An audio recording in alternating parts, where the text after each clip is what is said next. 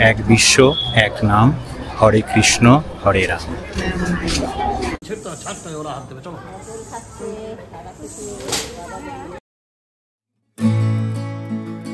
আজ 10ই আগস্ট 2025, ঘড়ি বলছে সকাল 7:30। আজ আমরা চলেছি এমন এক জায়গার উদ্দেশ্যে যেখানে ভক্তি আর চেতনার সুর একই সাথে মিশে যায়। আজ আমাদের গন্তব্য শ্রীধাম মায়াপুর। আপনারা যারা ট্রেনে করে আসবেন তারা শিয়ালদা থেকে নামবেন কৃষ্ণনগর স্টেশনে, আর হাওড়া দিয়ে এলে নামবেন নবদ্বীপ ধামে। তারপর একটা টোটো করে ফেরিঘাট এবং গঙ্গা পেরিয়ে সোজা পৌঁছে যাবেন মায়াপুর। আর যারা আপনারা আমার মতোই সড়ক পথে মায়াপুর যেতে চান তারা কল্যাণী এক্সপ্রেসওয়ে হয়ে সোজা পৌঁছে যাবেন মায়াপুরে।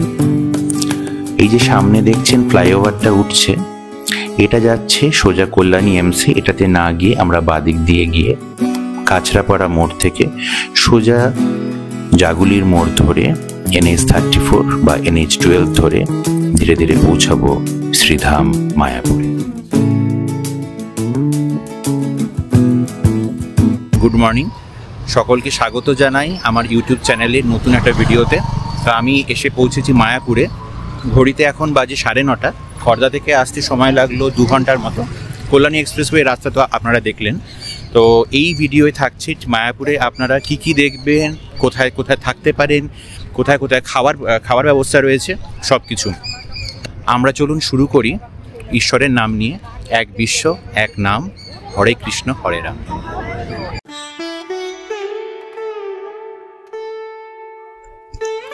মায়াপুর ইস্কনের মন্দির চত্বর বিশাল, পরিপাটি এবং ভক্তিময়। এই পরিবেশে আসলে একটাই কথা মনে হয় যে এই হৃদয়ে শ্রীকৃষ্ণ যেন চিরস্থায়ী হন। প্রতিদিন ভোরে মঙ্গল আরতি, দুপুরে মহাভোগ প্রসাদ আর সন্ধ্যায় গগনভেদী কীর্তন এক অপূর্ব অভিজ্ঞতা দেয়। এই চত্বরে আছে অনেকগুলো মন্দির, অনেকগুলো ভবন, এবং আলাদা আলাদা করে মন্দিরগুলো দেখতে গেলে একটা টোটো বা একটা ছোট গাড়ি করে আপনারা ঘুরতে যেতে পারেন।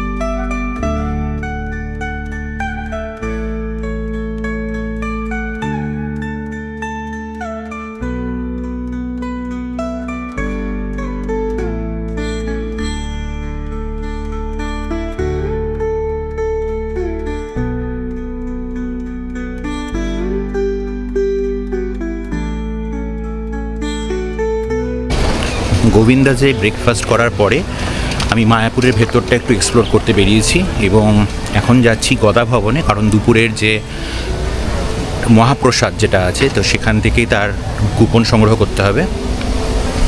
এখানে একটা বিশেষ সুবিধা হচ্ছে যে পথ নির্দেশিকাগুলো এতটাই সুন্দর যে আপনি সহজেই একটা ভবন থেকে আরেকটা ভবন চিনে নিতে পারবেন। গদা ভবনের কুপন নিয়ে নিয়েছি। 1টা থেকে দুপুর 2:30 পর্যন্ত এখানে ভোগ দেওয়া হয়।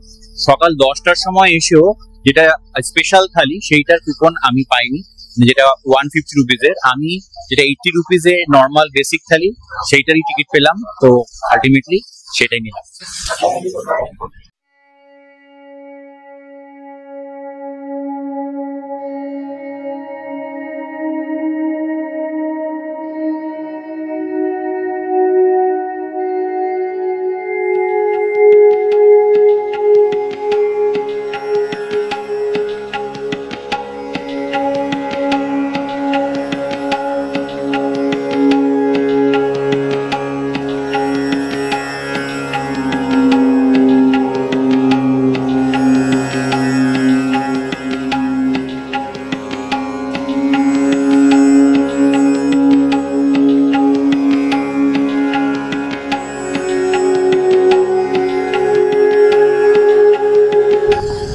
গদা ভবন থেকে মহাপ্রসাদের ভোগ কুপন নেওয়ার পরে এখন চলেছি আমি নতুন মন্দিরের ঢোকার কুপন বা ডোনেশন যাই বলুন না কেন সেইটা সংগ্রহ করতে।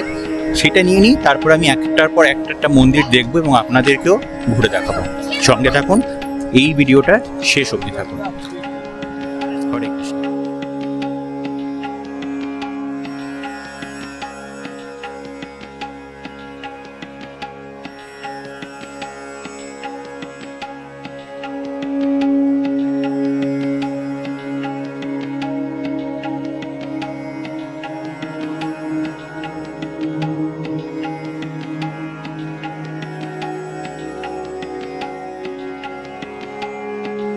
তো আপাতত এইটা ঠিক করলাম যে যেটা নতুন মন্দির সেটাতে ফার্স্ট ঢুকবো দর্শন করে, তারপরে আমি ঢুকবো যেটা মেন মন্দিরে। কারণ নতুন মন্দিরে ঢোকার যে স্লটটা 10:30টার সময় সেটা অলরেডি শুরু করে দিয়েছে। তো টু সেভ টাইম আমি ভাবলাম যে এটাতেই ফার্স্ট যাই। এই দেখুন লাইন দেখুন।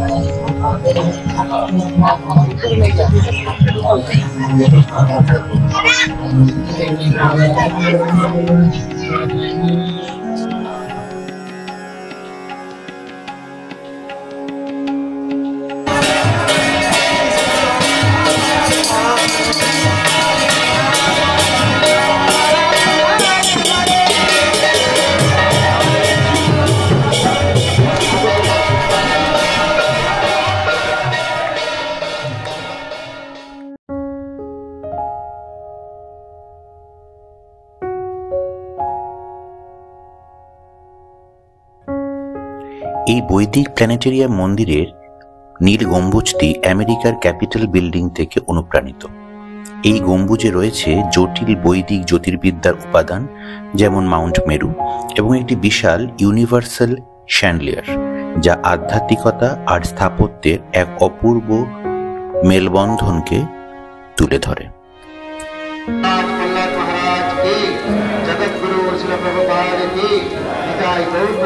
তো এইটা হলো নির্মিতমান চন্দ্রোদয় মন্দির, অর্থাৎ টিওবিপি, টেম্পল অফ বেদিক প্ল্যানেটোরিয়াম। এটা দেখতে অনেকটা আমার রোমান কলোজিয়ামের মতো লাগছে। তো এইটাই এখন পরপর আপনাদেরকে আমি দেখাবো।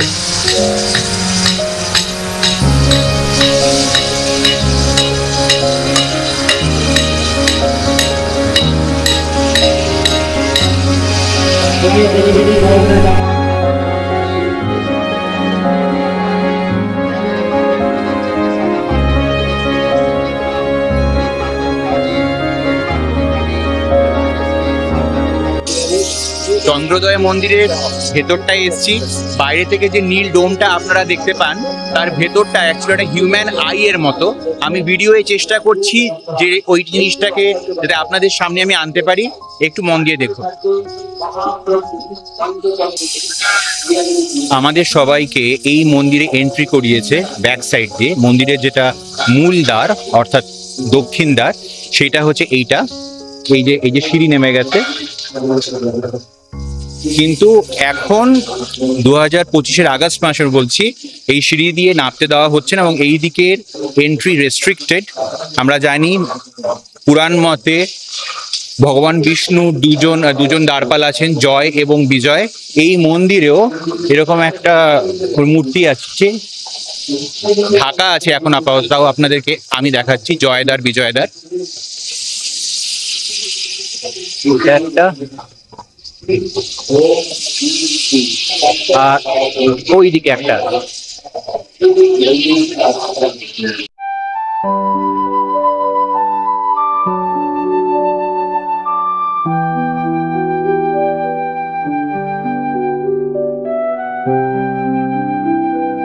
হরে কৃষ্ণ। আমি এখন মূল মন্দিরের অর্থাৎ রাধাকৃষ্ণ মন্দিরের বাইরে বসে আছি। কিছু ইম্পর্টেন্ট ইনফরমেশন আপনাদের সাথে আমি এখন শেয়ার করি যে এই মন্দিরের ভেতরে ক্যামেরা মোবাইল নিয়ে ঢোকা যায় না। বাইরে ক্যামেরা মোবাইল রাখার জায়গা আছে, বা আপনারা যদি সেই বক্সে জমা না দেন তাহলে আপনাদের মধ্যে যদি কোনো গ্রুপ করে আসেন তাহলে একদল গেল, একদল ক্যামেরা রাখলো, এরপর আরেক দল গেল, এইভাবেও আপনারা ঘুরতে পারেন। মন্দিরের ভেতরে 3টে বিগ্রহ রয়েছে। এক হচ্ছে শ্রী শ্রী রাধাকৃষ্ণের, 2 হচ্ছে শ্রীলা প্রভুপাদ, আর 3 নম্বর হচ্ছে নৃসিংহদেবের। এছাড়াও এই মন্দিরের ভেতরে রয়েছে শ্রী চৈতন্য প্রদর্শনী, যেখানে আপনি পুজোর বিভিন্ন সামগ্রী, গীতা, বিভিন্ন রকম বই, গিফট দেওয়ার জিনিসপত্র, অনেক কিছুই আপনারা পেয়ে যাবেন। এইখানে ঘিয়ের দাম করলাম আমি, মায়াপুরের ঘিয়ে, যেটা বলছে 860 টাকা কেজি। তো আপনারা যদি চান তাহলে এখান থেকে পুজোর সামগ্রী, ঘি, বইপত্র, বিভিন্ন রকম মালা, এই সমস্ত জিনিস সংগ্রহ করতে পারেন। এর সাথে আরেকটা ইম্পর্টেন্ট ইনফরমেশন দিই যে সকাল 9টা থেকে 10টা সময় আপনারা স্টিল ক্যামেরা বা শুধু স্টিল ফটোগ্রাফি করার জন্য সিকিউরিটি অফিস থেকে পারমিশন করিয়ে ক্যামেরা নিয়ে ঢুকতে পারেন।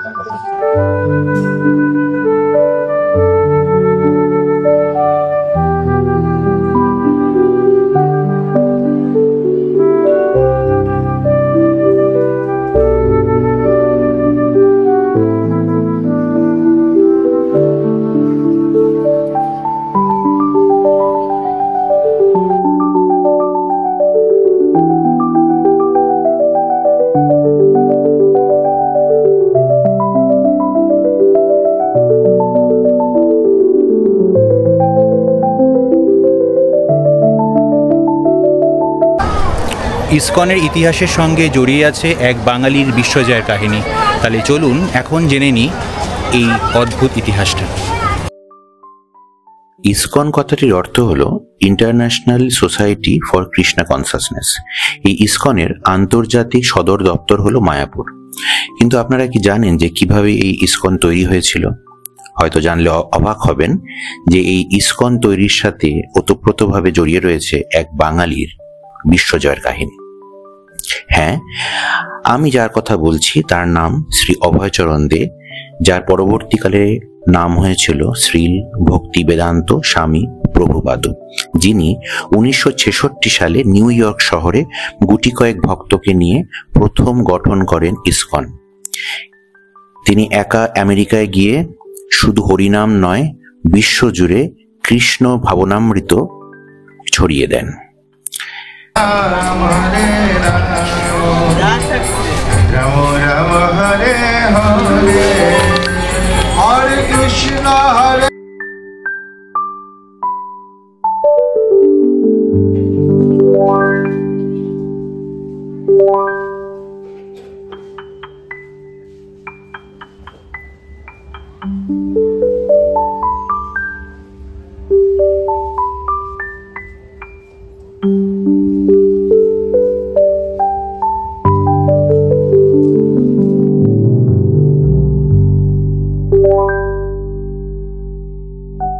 দুপুরের ভাতঘুমকে বিদায় জানিয়ে সোনাঝরা ভর দুপুরে টোটো চেপে পা বাড়ালাম ইসকনের বাইরের মায়াপুরের পথে।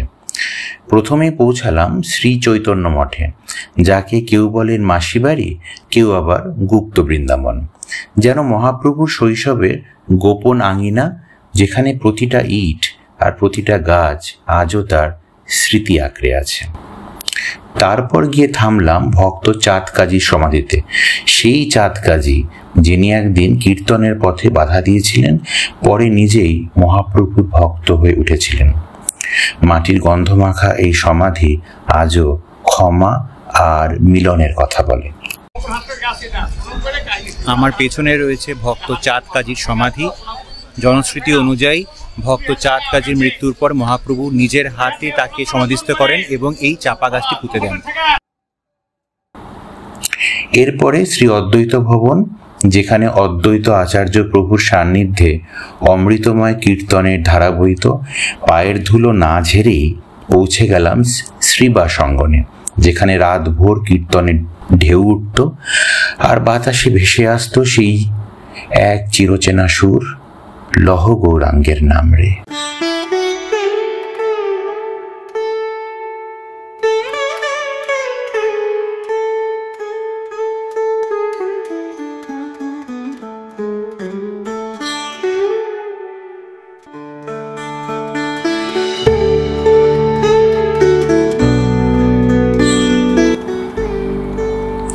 রাধামোহন মন্দিরের শান্ত গর্ভগৃহে দাঁড়িয়ে মনে হলো এই নীরবতা যেন কথা বলে।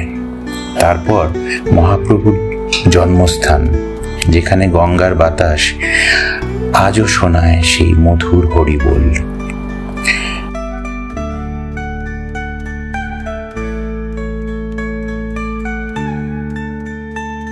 মায়াপুরকে আমরা আজ ইসকনের নামে চিনলেও অনেক বছর আগে মায়াপুরকে সাধারণ মানুষের কাছে প্রথম তুলে ধরেন শ্রী ভক্তিবিনোদ ঠাকুর। শ্রী ঈশ্বরচন্দ্র বিদ্যাসাগর মহাশয়ের ছাত্র শ্রী ভক্তিবিনোদ ঠাকুর বিভিন্ন ঐতিহাসিক একটি পুঁথিপত্র ঘেঁটে এটি আবিষ্কার করেন যে এই মায়াপুরই ছিল শ্রী চৈতন্যদেবের জন্মস্থান। তার স্মৃতিতে এখানে পাশে একটা স্কুলও রয়েছে এবং শ্রী ভক্তিবিনোদ ঠাকুরের বাড়িটি ছিল জলঙ্গি নদীর ওই পারে, যা এখনও আছে। ইসকনের যা এখন আছে মন্দিরগুলো, সেগুলো 1970-80 দশকে তৈরি হয়েছিল, কিন্তু এই মন্দিরটি উনি বানান 1880 সালে। তাহলে আপনারা যদি মায়াপুরে আসেন, এই জায়গাটা অর্থাৎ মহাপ্রভুর জন্মস্থান দেখতে একদম মিস করবেন না। সবশেষে গিয়ে পৌঁছালাম শ্রী শিবডোবায়, গঙ্গার কোল ঘেঁষে সেই প্রাচীন আসন, যেখানে নাকি স্বয়ং মহাদেবও অপেক্ষা করেছিলেন মহাপ্রভুর আগমনের জন্য। মায়াপুরের এই সফর যেন ভক্তির ঢেউয়ের ভেতর দিয়ে ধীরে ধীরে ইতিহাসে ফিরে যাওয়া। আমাদের সফর প্রায় শেষ হয়ে এলো। এই যে একটু আগে বলেছিলাম, এক বিশ্ব, এক নাম, হরে কৃষ্ণ হরে রাম। এই ভিডিও যদি ভালো লেগে থাকে তাহলে সাবস্ক্রাইব করার অনুরোধ রইল বং প্রতীকের ব্লগ চ্যানেলটিকে। আরও এমন সফর ও অন্তরের গল্প পেতে পাশে থাকুন।